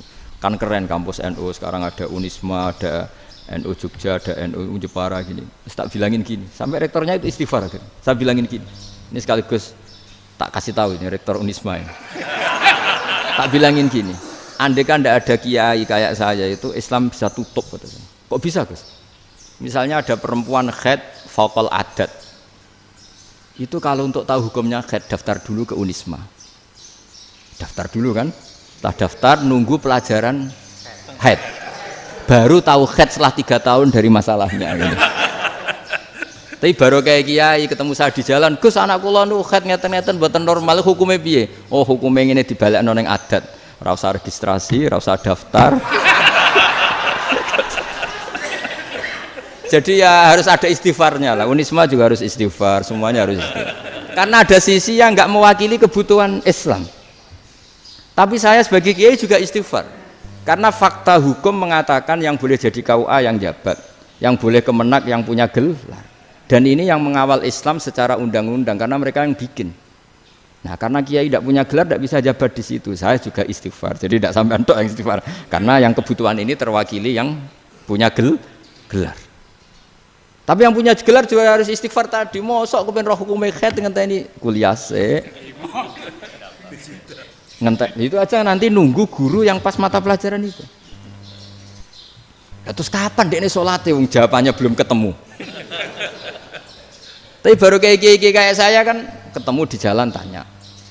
Terus saya sering ketemu. Gus, saya ini bapak angkat. Mau nikahkan putri saya, itu gimana itu? Kalau cerita wali sebenarnya anak saya sok. Kalau nggak cerita nggak sah karena saya bapak angkat. Itu banyak. Hanya tak akali ya sudah wali yang sebenarnya taukil pada hakim tanpa diketahui, tapi hakikatnya itu taukil hakim. Itu kan tidak gampang. Nah, tapi kalau tanyanya di kampus registrasi dulu, daftar dulu, baru tahun berapa ada pelajaran itu? Semester 5 baru tanya. Iya kan? Semester 5 ya? Iya. Oh, itu kan. Jadi jangan kira terus sistem Unisma itu yang terbaik di dunia, enggak juga kan? Enggak juga. Dan sistem-sistem yang lain maksudnya ada aja.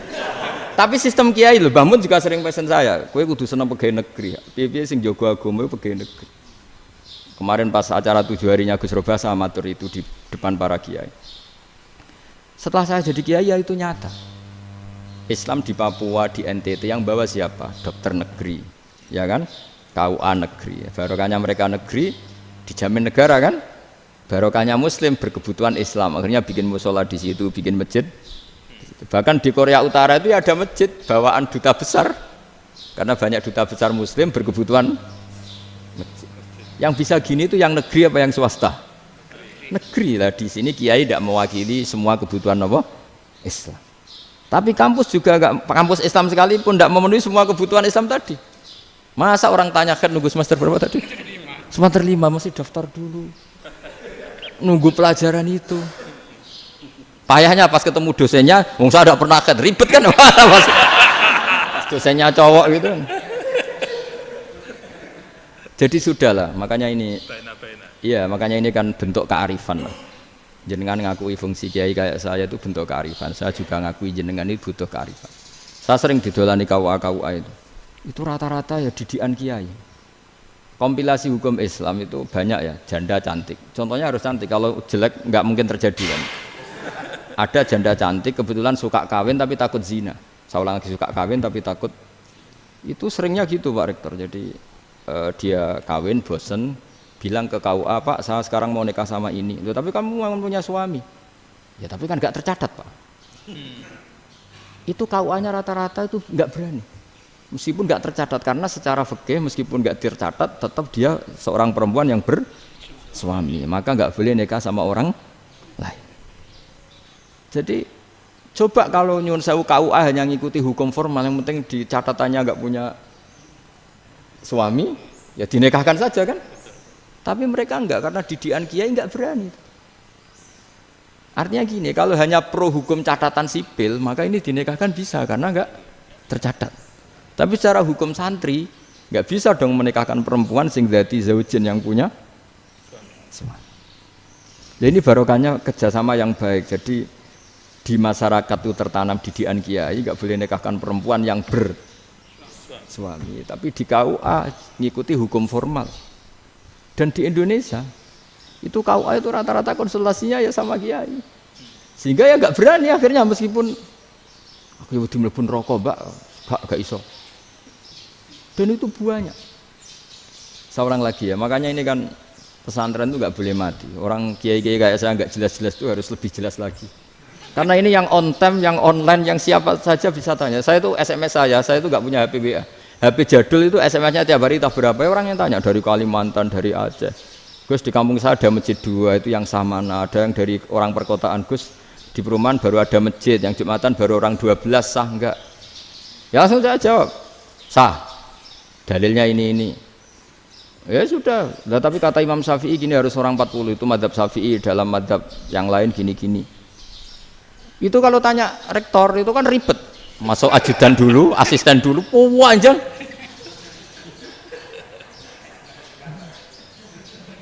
Wah itu kan ribet kan? Manggil dosen, dekan VAI dipanggil, dekan VAI nggak mau langsung jawab, cari dosen yang nekuni itu. Usul fikih, saya nekuni itu baru seminar, nunggu dulu mbak, ini orangnya baru. Panjang kan? Bisa tutup Islam kalau kesuwen. Coba kalau tanya kiai kan enggak ketemu di jalan. Dulu Mbah Zubair kata Mbah Mun. Saya termasuk santri yang diapresiasi Mbah Mun. Dhisik Mbah Zubair ya ngono, anak nong takok pesuwan gak oleh. Gak takok ning kene ae. Jangan biasa ditanya orang ngadeg-adegan. Ya alhamdulillah ilmunya cukup, kalau gak cukup ya kok sik. Jadi sebetulnya orang sopan itu ya agak-agak ada yang ditutupi sebetulnya. Mboten prayogi teng dalan nginjang mawon matur. Ya sebetulnya sebenarnya memang ilmunya agak cukup gitu. Tapi itu sebenarnya secara fikih itu haram, menunda itu haram. Yo haram tuh, coba bayangkan ya, kalau tanyanya sekarang, Gus saya ini sudah keluar darah 1 bulan penuh, padahal normalnya hanya 6 hari. Saya nanti sholat enggak? Kalau nginjang mawon dugi kula, berarti kan hari ini belum ada keputusan. Sholat apa enggak kan? Tapi karena modus tadi, boten prayogi nggih ngendikan ngoten teng dalan nginjang tengen kula. Itu kemungkinannya 2, sopan atau goblok, itu saja. Kayaknya kalau sopan enggak lah. Kayaknya enggak lah kata. Karena secara fikih itu jelas haram. Bagaimana mungkin sesuatu yang harus dipraktekkan nanti duhur dijawab besok, berarti duhur, asar sampai subuh belum ada jawaban, berarti enggak ada sholat kan? Ya, makanya dibutuhkan orang-orang alim yang kultural seperti ini, dan NU menghormati kultural. Tapi Mbah Mun juga sangat menghormati Islam formal, karena tadi produk-produk formal itu bisa dilembagakan oleh negara, dan itu kita ikut untung. Makanya Mbah Mun itu kalau punya tamu KUA, punya tamu polisi sampai pejabat itu. Kenapa saya contohkan KUA? Supaya jangan kira seperti pendapat orang-orang hasud, wah ya mesti aja disolani presiden seneng, menteri seneng. Enggak juga. Sebenarnya semua kiai itu mulai KUA sampai polisi, polsek, polres itu seneng semua. Karena sama-sama diajak mengawal bangsa ini, diajak mengayomi semua masyarakat. Tapi kadang-kadang masyarakat ngeritiknya, jenenge kiai disolani menteri ya seneng presiden. Padahal yang sowan kiai itu ya mulai KUA, Kapolsek, kepala desa, RT, Mudin. Itu Mudin kalau tanya ya lucu-lucu. Gus kalau nate nyembelih pitik kemanian, pitike go gedhe man. Akhirnya wis ngerti nak kemanian langsung tak sebelah meneh. Terusane ku sah ta ora. Ribet. Ya tak jawab, lah pitike pas iku jek urip ta ora? Terus urip Gus. Wis sah cara mazhab Malik kerja urip. Karena itu ada perdebatan antara mazhab Malik dan mazhab Syafi'i. Nah, cara Imam Syafi'i itu agak ketat. Hewan yang punya kehidupan sudah mutharibah, misalnya ayam jago, contohnya harus jago, karena kalau ayam kecil diikhlaskan haram. Jadi yang cilik wae kan gitu. Fikih itu ya, fikihnya orang Indonesia itu pecundang. Kalau ayam kecil nggak ditanyakan, matek ra wis. Kalau jago ditabrak truk kejet-kejet. Andai kan nggak disembelih pun mesti mati. Itu cara mazhab Syafi'i itu haram. Karena penyembelihan ini tidak menjadi penyebab kematian, tapi memang karena kecelakaan tadi. Tapi cara mazhab Imam Malik enggak. Andai kan nggak disembelih, matinya kan 2 menit lagi atau 1 menit lagi. Andai kan nggak disembelih. Berarti mati sekarang itu bawaan pisau apa bawaan kecelakaan? Ya sudah halal gitu caranya. Nah akhirnya ya saya bilang ya sudahlah kita semuanya mati. Jadi cara debat, cara Imam Syafi'i enggak, cara berpikir itu sudah tidak kehidupan yang normal. Yang dimana-mana penyembelihan itu mematikan yang hidup normal. Jadi agak ketat.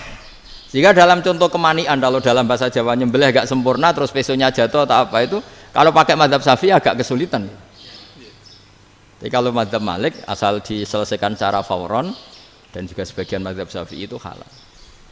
Nah orang mesti tanya gitu, Gus, wedhusku tabrak truk, man Gus kejet-kejet. Tapi nak pitik cilik ra ditakokno. Makanya termasuk kritiknya Mbah Mun, tapi ini mazhabnya Mbah Mun ya. Kamu boleh ikut boleh ndak, karena ini urusan ndak penting. Lha wong-wong lucu, nak ditakoki yuyu muni haram mergo amfibi. Yuyu ngerti ya, Man? Yuyu nggih. Tapi nak ditakoki kepiting muni halal. Mergo nak yuyu haram gak eman, nak kepiting eman. Padahal alasannya coba, kenapa yuyu haram? Karena amfibi kan, bisa di air. Pertanyaannya, kepiting seperti itu enggak? Nah, tapi kepiting kalau haram kan eman. Karena besar kan. Kalau yuyu silahkan haram kan gitu. Artinya apa? fikih kita ini ya agak-agak pecundang gitu, agak-agak pertimbangan. Iya, ini lucu kan? Kualitatif. Coba alasannya yuyu haram karena apa? Ambibi kan? Hidup dua alam. Pertanyaannya kepiting seperti itu enggak? Iya. Kenapa? Kalau orang tanya, yuyu haram apa halal? Rata-rata jawab haram. Tapi kalau kepiting mulai khilaf. Loh mestinya kan sama kan? Nah itu Karena unsur imannya. iya tadi saya juga sering melihat tonggo-tonggo itu ayam cuwilik sakmene ketabrak truk, nggak ada yang tanya. Tapi saya pernah jalan-jalan di Naruan sini, ono jago ketabrak, sing duwe langsung marani kula pas saya naik motor, Gus ini halal apa haram? Nak langsung kula sebelah halal apa haram? Wis kanggo kowe halal ya halal. Karena saya tahu tak jawab haram mesti kecewa itu. Aduh, akhirnya kiai ini beratnya kan.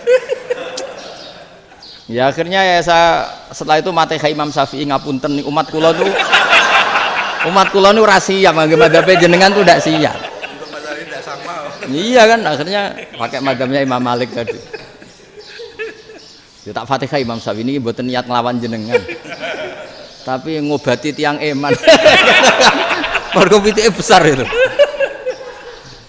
Jadi ini kan cerita ya itu makanya yang rileks saja lah bahwa Islam ini yang rileks, yang menyenangkan karena ya agama ini harus menyenangkan. Raditu billahi robba. Raditu itu senang banget, ridho itu puas. Enggak boleh beragama pertuntungan terus emosinan. Ya marem atau raditu itu marem jadi yang nyaman. Ya saya kira demikian. Assalamualaikum warahmatullahi wabarakatuh. Pelajari lah Pak. Pun Alhamdulillah. Satu aja yang di sini benar. Oh, satu aja. Nggih. Syarat. Nggih, damel syarat. Jadi mungkin ada satu pertanyaan aja. Satu saja. Bukan keluhan. Bukan keluhan. Ini mumpung Gus Bak pada Madhahirul Jamal nih. Iya, Madhahirul Jamal. Sebentar lagi sudah jalan. Sebentar lagi sudah Madhahirul Jalal. Jadi gak kena ditakoni. Monggo setunggal mawon. Ya, Pak. Niki ambil. Nggih. Ampun dawa-dawa terus Gus. Ya jangan lagi ya. Assalamualaikum warahmatullahi wabarakatuh. Saya Fadil, alumni Unisma yang kuliahnya paling lama. Masih di jalanan. Gus, pertama saya muhibin jenengan ngikuti 3 tahun terakhir.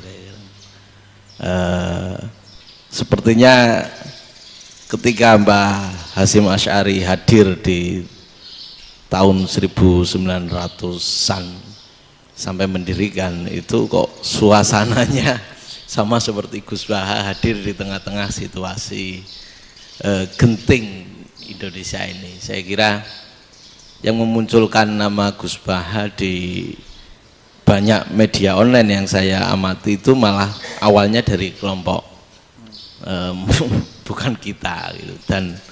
Dan itu kami melihat bahwa apakah nanti 1926 dan 2026 satu abad NU, saya kok termasuk orang yang punya apa ya semacam harapan gitu Gus Baha bisa ya mungkin kalau beliau Mbah Hasyim Rois Akbar, sekarang Rois Am, nanti ada istilah baru lah tengah-tengah antara Rois Am dan Rois Akbar. Karena setiap satu abad harus ada mujadid dan kami berharap enggak kamu aja tak angkat. Itu yang pertama, artinya mohon maaf Gus. Yang kedua soal saya termasuk orang yang cukup iskal dengan peristiwa Nabi, kalau banyak disebutkan itu kisah Nabi Khidir yang atau Khodir yang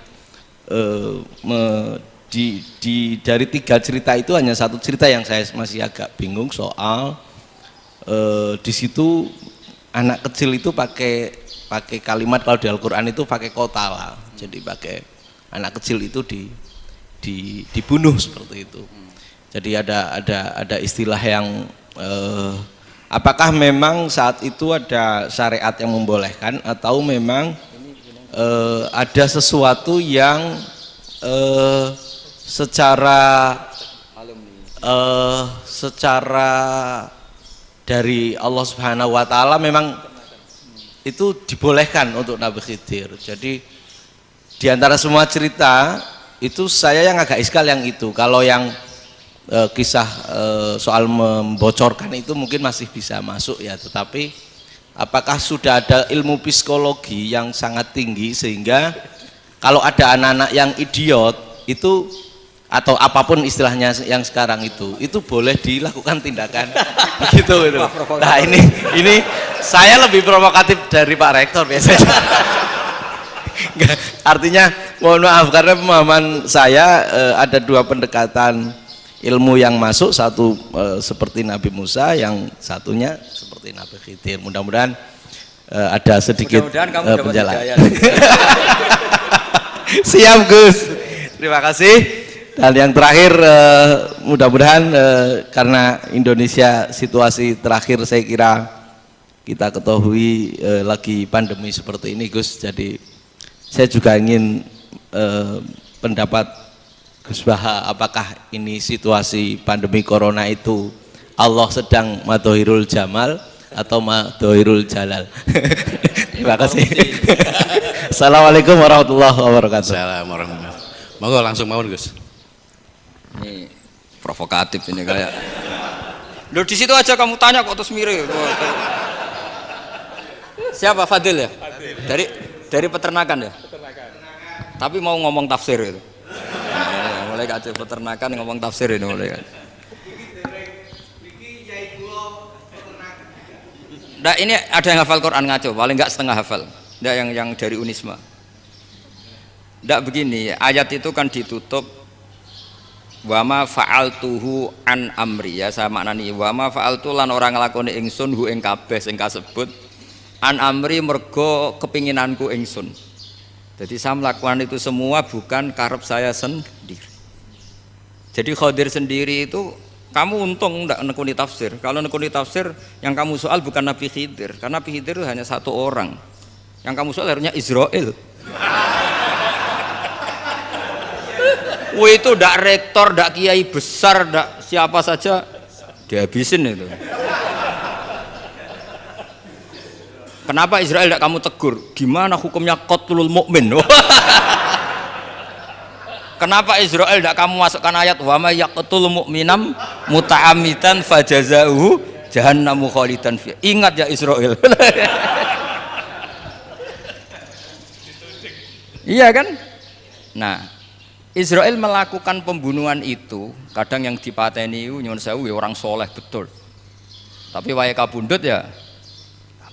Itu Israel juga tidak atas pilihannya, tapi karena perintah. Nah, Khadir itu bukan nabi syariat, kira-kira mirip kayak Israel. Karena beliau bukan nabi syariat. Jadi ini agak aneh, ini kan orang nekuni tafsir kayak saya sampai berjilid-jilid kitab. Saya kemarin mata saya agak sakit karena saya nangis itu sudah 2 hari. Bukan mikir sampean tapi mikir ilmu ini harus ada yang mempertahankan. Karena apa ya, nekuni ilmu itu kan ribet. Kalau yang nekuni ilmu terus dosen terus rektor itu ya agak ada fasilitasnya. Kalau nekuni ilmu kiai itu naruh keramat kan taqabbala wa minna minkum taqabbal ya karim. Iya, tapi saya alhamdulillah keramat jadi ya tetap hidup itu terus. Saya ulang lagi ya. Harusnya Mas Fadil itu kalau nekuni itu yang disoal tuh Nabi Khidir. Nabi siapa? Apa malaikat siapa? Israel. Karena itu korbannya lebih banyak. Pertanyaannya, Israel kena enggak oleh aturan ayat wa may yaqtul mu'minam muta'ammidan fajazahu? Kan enggak. Karena semua itu wa ma fa'altuhu an amri. Saya lakukan ini. Mungkin ngaji kamu enggak khatam sih mau delok fakotalah itu. Itu Nabi Khidir pasti tersinggung, nggak baca belakangnya itu. Ya karena jurusan peternakan itu. Atau salah gurunya yang ngajar. Daripada nyalakan satu orang mendingan 2 ya. Jadi kalau ngaji itu khatam, sehingga ngerti ayat itu kan ditutup wa ma fa'altuhu an amri.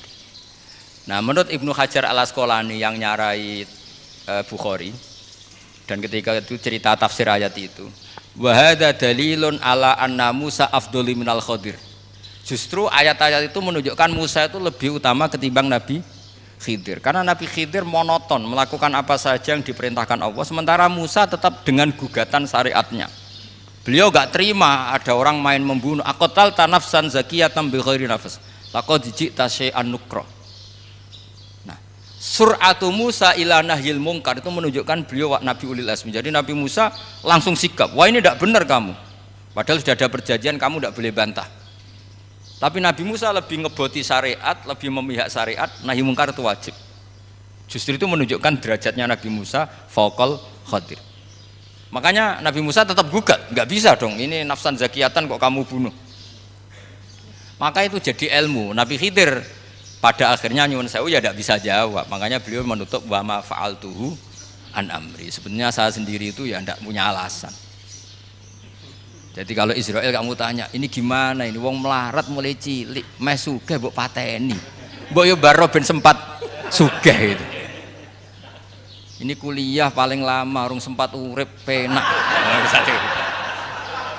Nah itu kan mbok yo mateni wong kira-kira nek wis sempat mapan sempat. Lho andai kan Israel pakai aturan syariat kan mateni orang kan ya dikira-kira lah. Jadi itu tidak ada hubungannya tadi dengan ilmu yang kamu katakan urusan psikologi, anak itu tetap semuanya haram dibunuh, nggak boleh. Ya jadi tetap, makanya ini pentingnya ngaji khatam itu tadi. Jadi pada akhirnya Nabi Khidir itu ada punya alasan, hanya ngendikan wa ma fa'altuhu an amri. Pada akhirnya yang paling pokok yaitu semua ini saya lakukan, saya sendiri itu tidak tahu karena perintah. Jadi untung kamu gak nyoal Israel. Kalau nyoal diinjem ribet kan. Ini orang tadi pas seminar Gus Bak ngeritik saya. Wah. Jadi itu pinter kamu. Yang kamu soal Nabi Khidir. Jadi enggak itu. Ya kalau nyoal Israel resiko tinggi itu, resiko tinggi. Tapi yang jelas gitu ya. Makanya tradisi pesantren seperti ini harus terus karena yang punya tradisi khatam. Saya tuh kalau ngaji kitab tidak khatam tuh tersiksa karena tadi kadang-kadang yang depan-depan tuh tidak jawabannya di belakang kan tadi wa ma fa'altuhu an amri. Dzalika ta'wilu ma lam tasti alaihi sabra. Jadi ya sudah kira-kira seperti itu. Wajar kamu tidak sabar, wajar kamu tidak itu memang saya sendiri sebenarnya enggak paham itu. Jadi ya, cara basa Jawa niku wajar saya usah kira paham. Jadi aku dhewe ku ya ora paham. Wong aku ya mau nglakoni gitu. Jadi sebetulnya sama-sama ada itu kan. Ini wa ma fa'altuhu an amri. Dah ya? Ya.